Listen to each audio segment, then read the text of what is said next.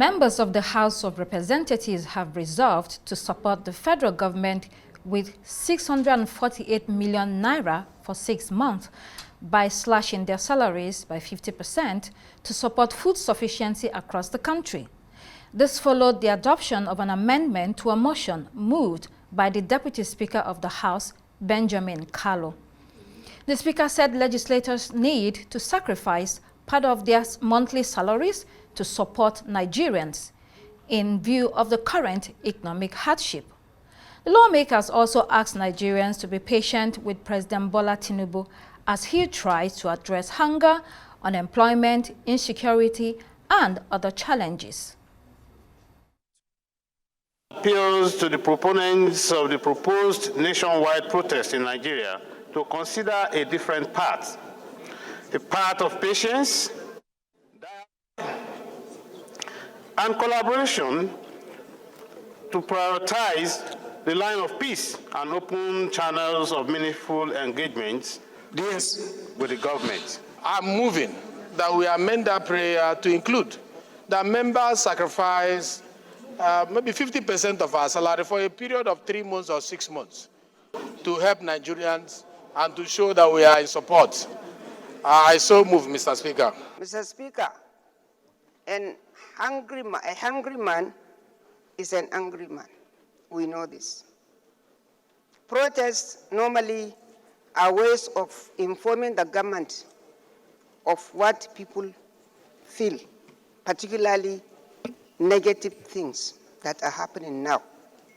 We all know that, I don't know of other states, but in my state, there are houses that for a good 4 or 5 days, they cook nothing and they sleep on nothing and they feed on nothing. People now go out to beg.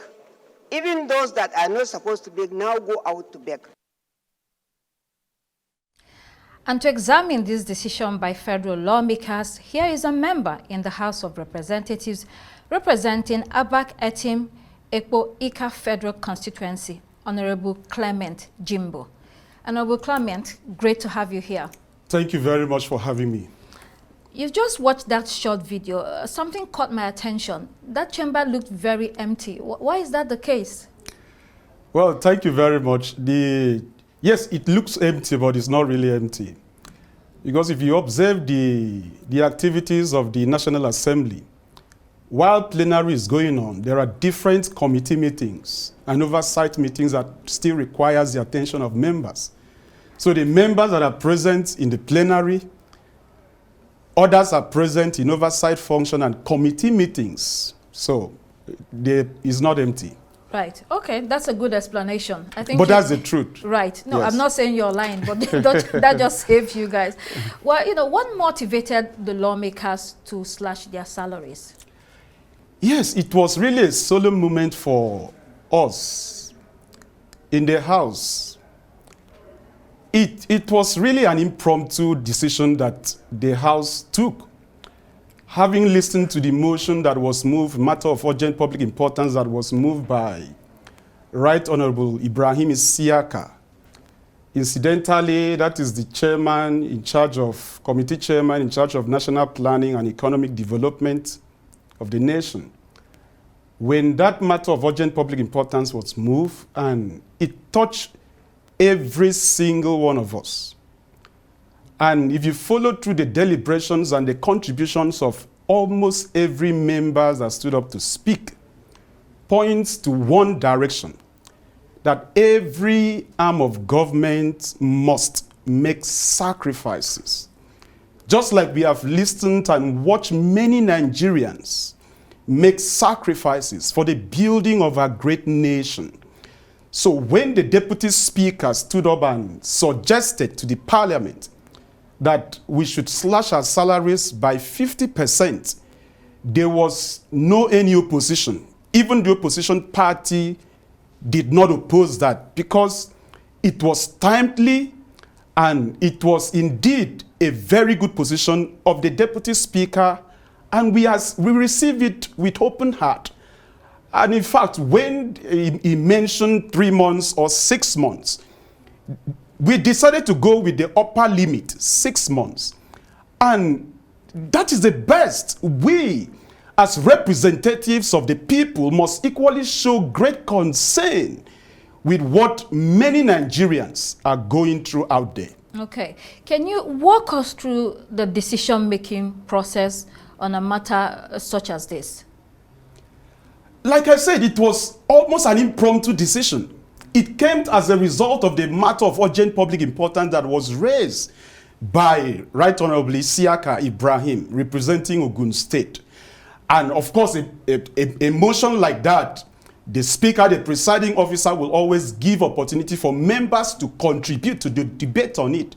So when the Honorable Deputy Speaker stood up and spoke for almost close to 5 minutes, and he suggested, generally it went down well with the entire membership of the House.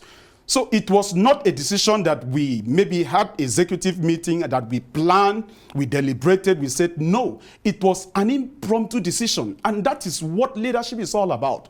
When you see the people you are leading, your constituents, which is in the entire 360 federal constituencies, not really happy with the happenings in the nation, you equally need to tiptoe, take a side back, sit down, reflect, and ask yourself, must I continue in this lane? Let us equally tighten our belts and show Nigerians that indeed we are equally feeling their pains, and we are ready also, and indeed we are making serious sacrifices to see the nation through this phase of life. So it's going to be 50% of your salaries for 6 months. This is not significant though, and do you think it will make much of an impact? Well, that's from the reactions that we are getting from Nigerians. But what's your view on that? Maybe it is important that Nigerians know what a lawmaker just like me sitting down here representing the good people of Abak, Etim, federal constituency take home every month as basic salary. And when I say basic salary, that is the money that I have absolute control over. I can decide to donate 100% of my basic salary and nobody will question me. I can decide to donate 10%, 20% as I so decide. That is the money that we are slashing 50% of that money. And what is that money? It's about 604,000 naira. So when we slash 50%, it means that every lawmaker will be taking home half of 604,000 naira, which is about 302,000. Then if you multiply that by 360 membership of us, times 6 months, it runs into over 500 million naira within these 6 months. Somebody may say it is insignificant, but it's to you. But there are people that 5,000 naira will be meaningful to him or her. There are people right now that 2,000 naira will be meaningful to him or her. So if at the end, this money gets to somebody that really needs it, even if it is 1,000 naira, let it be known that that is a sacrifice of the lawmakers. Right. So this money that will be set aside that you're not going to earn, is it planned for specific projects, or what is it going to be used for? Have you thought about it already? Yeah, that is a conversation that we have not had yet. Maybe when we resume on Tuesday, maybe executive session will be called for us to really look at the various ways to appropriate these funds to get to every single person that really needs it. Okay, so would that be like a short period of time of conversation? You want to do this rapidly? I think maybe right now the leadership is deliberating on that. So maybe when we resume on Tuesday, they will just tell us this is what they feel the money should be channeled into. And of course, 1 or 2 members will observe, contribute, and then we will all come at a consensus and it will be implemented. So why is it only for 6 months? Why not a year? Why not a year and a half? Do not also forget that we also represent people. For example, even the salaries that we take, do you really think is enough to take care of the people that look up to us? For example, let me use myself for example. Apart from the statutory 5 members that are my legislative aides, that is paid by federal government every month, I have over 28 of other legislative aides cut across the 3 local government areas that I represent, and I have constituency offices in Abak, I have one in Ika, I have one in Etim, that are running every day full-fledged offices that are being maintained and managed, let alone the one I'm managing in Abuja. The daily needs that needs to be taken care of comes from this money. So if you think what an average lawmaker takes home is that enough, then we are slashing 50%, then you will know that it is indeed a huge sacrifice. Do not forget that a lawmaker in Nigeria is the most accessed lawmaker. We are the one that takes calls and responds to messages and the needs of the people. We are the one that are most available for the constituents to interface with.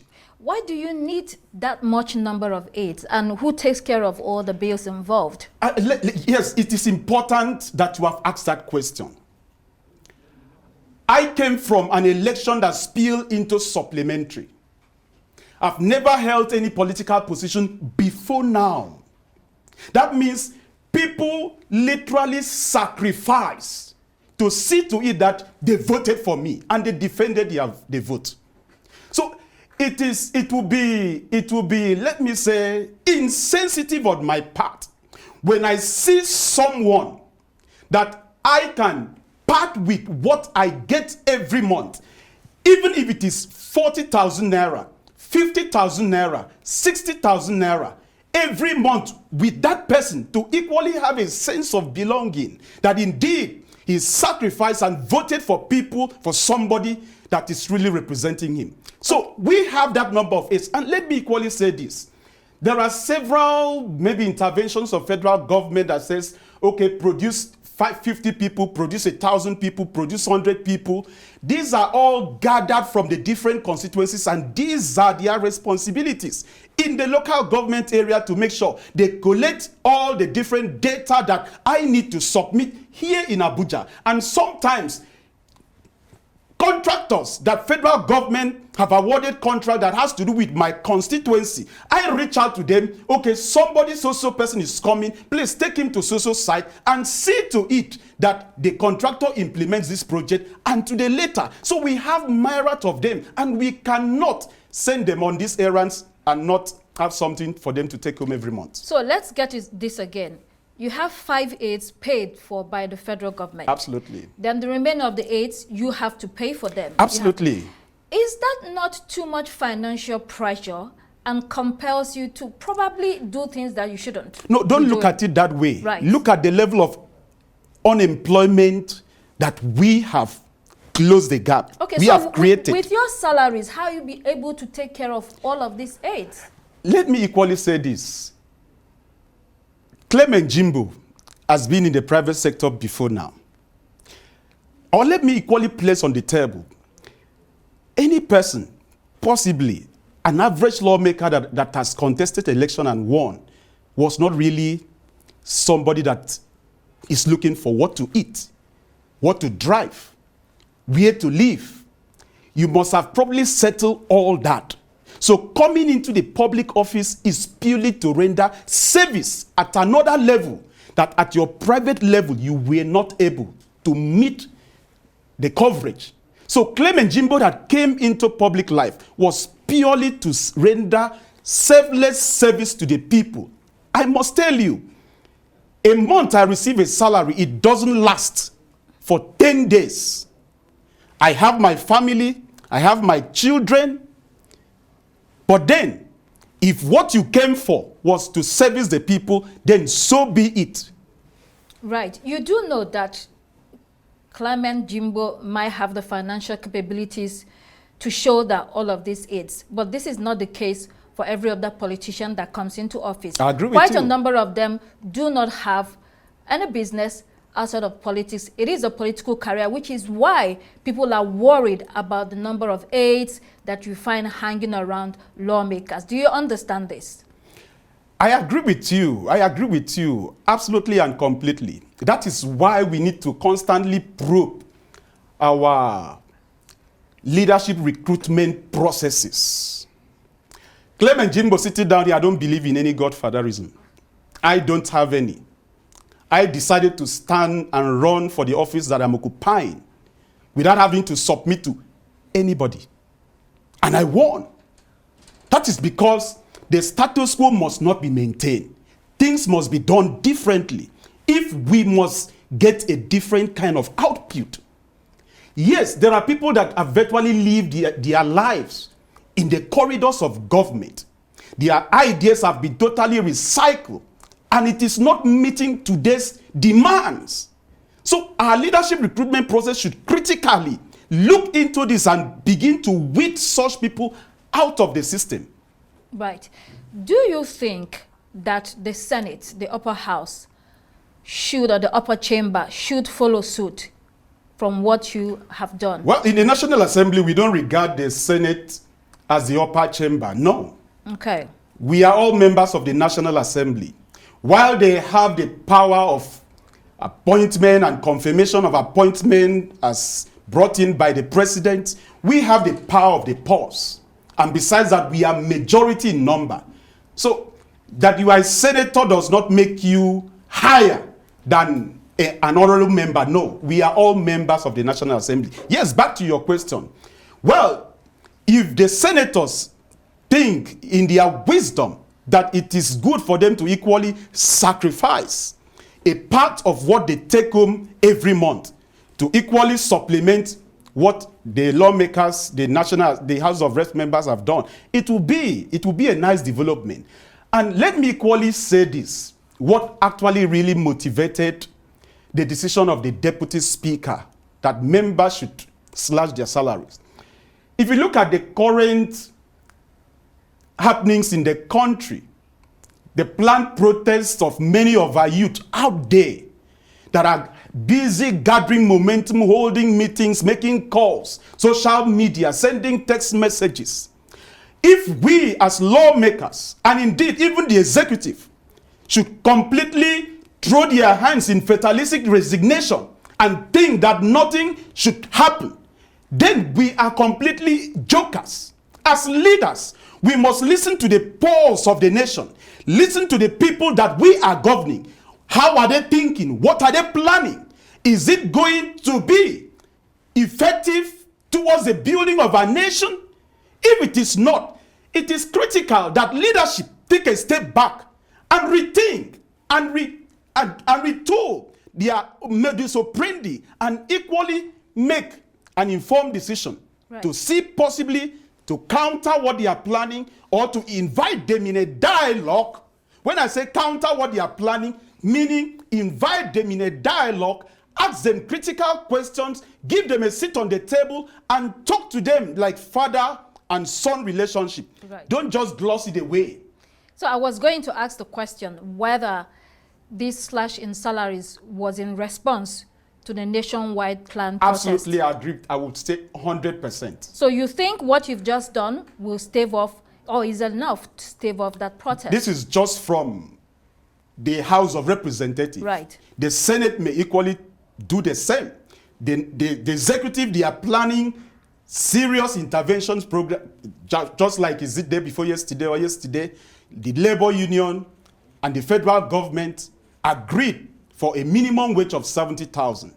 That is number one. They equally agreed on the CNG. That is number two. And so many other things. Do not also forget that this month, according to what I've maybe read, Dangote Refinery is going to begin to churn out PMS, which means we are not going to import that again. So there are so many interventions that needs time for maturity for Nigerians to benefit. These are things that leadership at all cadre should engage the people with and let them know that it will not always be like this. Right. Give it a little patience. Okay. The general view is that the allowances of lawmakers need to be cut drastically. There are so many allowances that members take home, and Nigerians think that the National Assembly needs to review those allowances. What's your response to that? I would disagree with you. And let me talk to Nigerians. When you say allowances of National Assembly, and we need to understand what constitutes National Assembly, it's not just the lawmakers. How many are we? We are less than 500, both the Senate and the House of Reps. But have you bothered to ask ourselves a question? the support staff that National Assembly catered for, National Assembly Service Commission, all the different 5/8 multiply 5 times over 480 something. That amounts to something. Then you look at the different clerks that man the different secretariats of committees. Then the different support staff, the cleaner, then the running cost of the National Assembly for us to have an ambient to sit down to make laws. Excuse me, Yes. Is it your allowances that pay for these people? Yes. Your personal allowances? Not my personal, when That's you what I'm say saying. budget of National Assembly, that is what I'm trying to... We're talking about personal allowances that Now, you go home I with. just told you earlier, what the allowances that I receive Right. goes to is to take care of the 3 constituency offices that I have. But Nigerians is say... to take care of the running cost of my office in Abuja that I have. Right. Okay, so let's look at the response of Alhaji Atiku Abubakar. He said, the demons are in allowances and not salaries. There's too much wastage and prioritization of non-essential expenditures. What we want is an across-the-board cut in expenses. So what they are saying is that, yes, you cut your salaries. Why not dig into allowances? That is where the devil is. And what's, you know, how would you respond to that? I agree with you. Let's use a scenario here. This is Arise TV, globally. You have staff, professional, all over the world, churning out credible news to you. For example, your staff that is reporting from London, his house rent is maybe $3,000 a month or a year. In trying to cut the expenses of Arise budget, are you going to touch his or accommodation rate because you want to cut cost? There are things that are completely outside the range of National Assembly. If you say we should cut the running cost of National Assembly, are we going to cost the diesel consumption that is churned into the capacity of the generator that runs the place? But you don't pay for the diesel. No, the National Assembly pays for it. But that's federal government. We're talking about the ones you take home. So, for instance, they have recess allowance, constituency allowance, duty to allowance, all sorts of allowances. How much do you take home? That is where. Okay, that's why. That is where it is not correct. Exactly. So we don't have to anything Nigerians called duty to allowance. or running. We don't have anything called recess allowance. Right. No. So what do you have? You have. We have running costs. Right. When we say running costs, what is appropriated to a lawmaker to run the office effectively? For example, if I have oversight function that I need to travel, that is what the money is meant for. I have to fuel my car. I have to pay my hotel bills. I have to feed. Then the other aides that I've employed that are working to assist me deliver effective representation, I have to equally take care of them. And don't forget that we also have as lawmakers intervention project that is not even funded by the federal government. There are several hospital bills you pay. There are several school fees that you pay. There are several emergencies that you intervene in your constituency that the person will not get to the governor, he will not get to the president, but you are the lender of last resort that they get to, and you cannot say no to their needs. How much do you take home in your allowances in a month? For instance, just share with us. I know you are a very intelligent journalist, and I don't want to encourage, should I say, lazy journalism. There are car allowances. There is freedom of information bill that you need to leverage on. Right to the management of National Assembly. I am not the spokesperson of the House of Representatives, and I have my own portion cut out for me, and I will limit myself within this conversation for what I have. Do you want me to be sanctioned? There are car allowances, newspaper allowances, all sorts of allowances, but you understand what Nigerians are saying. We don't have car allowance. Well, you drive luxury vehicles. No, not luxury vehicle. One vehicle was given to me, and that comes with the office. That is what I use in running the office. There are several social media rants that we collect car allowance every month, furniture allowance every month, accommodation allowance every month. Who does that? There is nothing like that. It's a complete blatant lies. But you have just said that you don't want to divulge some information that we should rather go and find out ourselves. Anyway, No, because I'm not empowered don't forget, I belong to an institution that is well organized. Right. We have the spokesperson of the House, and we have freedom of information bill that even if you ask the spokesperson and he refuses to divulge such information, right to the management of the National Assembly, they will furnish you with the detail, and if they fail to furnish you, you know the right step to take. Please, let's restrain. Yes, 109 members of the Senate will be paid 8.67 billion naira for salaries and allowances in 2024. And then for the House of Reps, it's 4.43 billion naira. Yes, you do know that because of some of these things, the National Assembly has a poor reputation. Does that worry you? As someone, you believe that you're working and you're representing your constituents. Does this reputation worry you? Let's look at it this way. 2 days ago, maybe 48 hours ago, the Senate proposed a bill for the creation of local government electoral commission. It has scaled through first reading. Now, when that bill is eventually passed into law and assented by Mr. President, look at the import and the importance of what that bill stands to benefit Nigerians. When you look at the National Assembly in that light, then you will know that our reputation is up there. Look at the passage into law of the Appropriation Act 2024 that you make reference of. Without that appropriation, the executive have nothing to appropriate with. Look at that. And look at the employment that the entire institution of National Assembly have equally helped to generate for Nigerians. Look at the level of knowledge, exposure, professionalism that is brought into the fore in Nigeria as a result of the institution called National Assembly. When you look at it in that light, then you will know that what we do, maybe what we do in the National Assembly is under-published, is under-report. Because if truly what an average lawmaker go through in the act of making a law that translate into employment for Nigerians, that translate into the increment in GDP for Nigeria, then Nigerians will begin to see us in a different light. Right. If you argue that your activities are underreported, whose fault is that? That's why we talk about, again, the image. Well, you know, you are the fourth estate of the realms. I'm happy that you've brought me today here to share light on this. But let it be more frequent. I know the challenges you face sometimes. You put a call across to members and they will churn out excuses. But then it shouldn't deter you. Let us do more, because I listened to this man of blessed memory, Dr. Miles Monroe. He said something that we live in a generation of sight and sound. This generation that we lived in is basically what somebody hears and sees that sticks.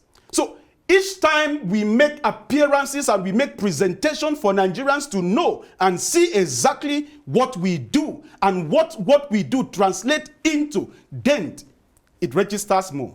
In your view, what are the critical areas that need to be touched immediately to alleviate this economic crisis? I moved a motion of urgent public importance about 4 days ago, calling on the federal government to end the food shortages that we have in Nigeria through mechanized farming. I call the attention of the federal government. Look, Nigeria, we are known by 6 geopolitical zones. That could be the reason why each time it comes into election year, everybody is attentive, everybody is alive, everybody is alert. Why? Because we have so named it political zones. But why can't we also name it geo-agricultural zones? Let each of the subnationals make maybe 18,000 hectares of land. Every geo-agricultural zones have what is called comparative crop advantage in production. Let's channel our mechanized farming into those areas and produce. Take it or leave it.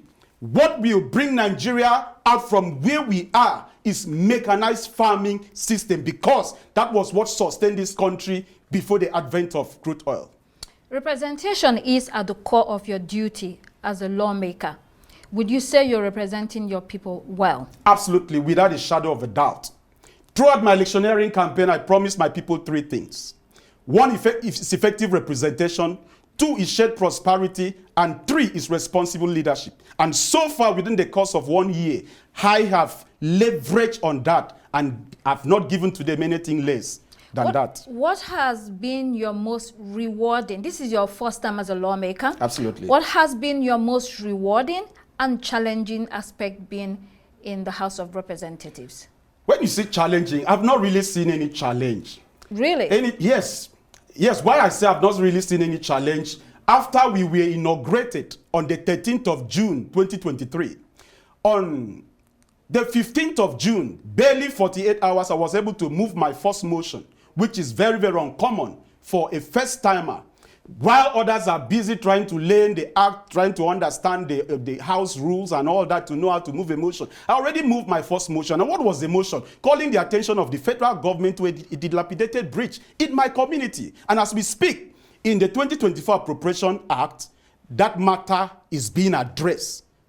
Then it followed with so many other bills, so many other motions, and countable petitions that have laid before the House and were referred to a public petition committee, and they are receiving attention.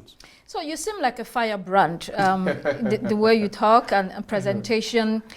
Let's go back quickly to Kenya. They've had sustained protests over similar issues.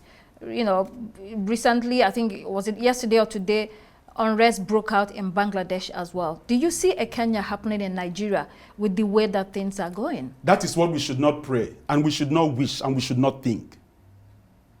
What is the population of Kenya? What is the population of Nigeria? You know, when I recently traveled to Rwanda for an oversight function, the entire length and breadth of Rwanda in terms of population size is about 13 million.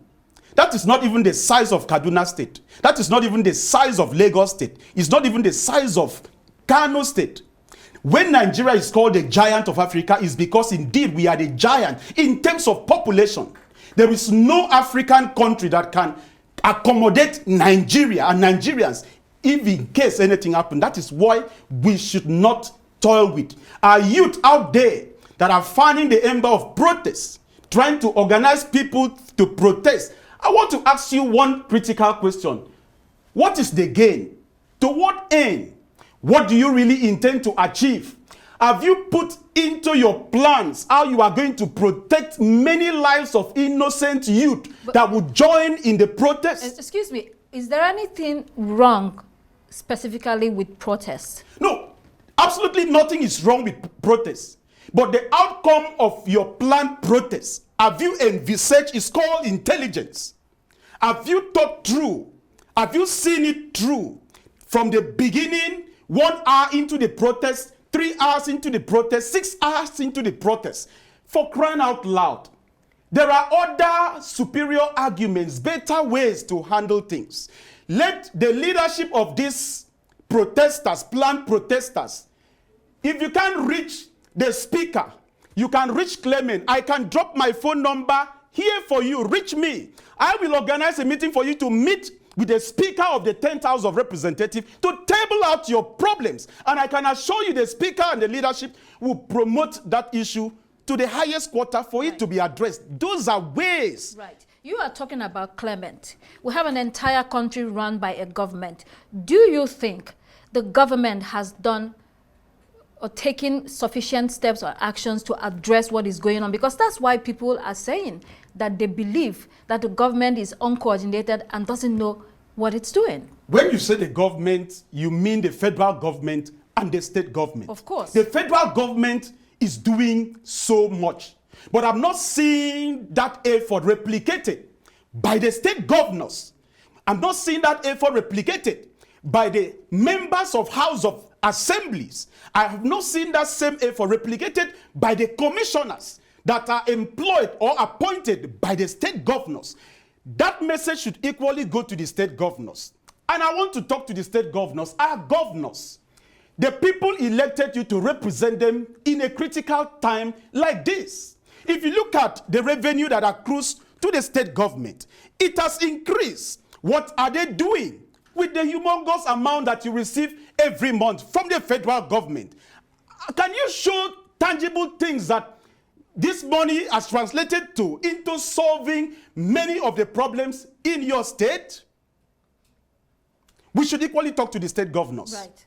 Honorable Clement Jimbo, thank you so much for being with us on the program. It's a pleasure having me. Thank you.